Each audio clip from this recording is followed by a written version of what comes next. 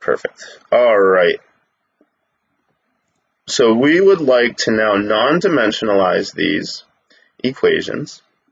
Non-dimensionalization is a very, very helpful tool. A lot of times in transport and chemical engineering, when we're looking at these gradients and profiles, the shape is what we call a self-similar shape.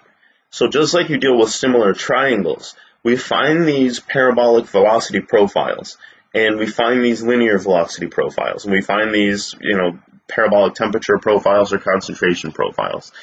And the shape is going to be similar to different systems that are scaled in size or scaled in concentration or temperature. And so creating a dimensionless solution can be very, very helpful.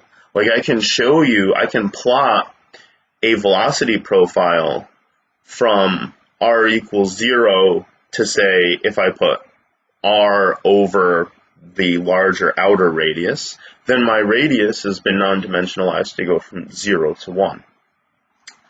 And then if I look at whatever u max is in that parabola, I can plot u over u max, and that's going to go from 0 to 1.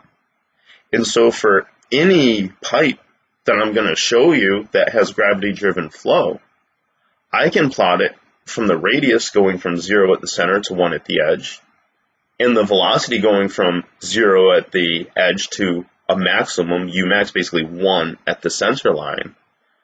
And it doesn't matter if I'm then say, is it honey or is it, well, it'll matter if it's non-Newtonian for sure, but it won't matter if it's a really viscous Newtonian fluid or a very thin, right? If we think about the opposite of a viscous fluid, a very thin fluid.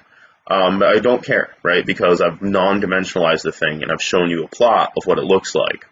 So that's some of the power of non-dimensionalization. We have to be a little bit careful with non-dimensionalization.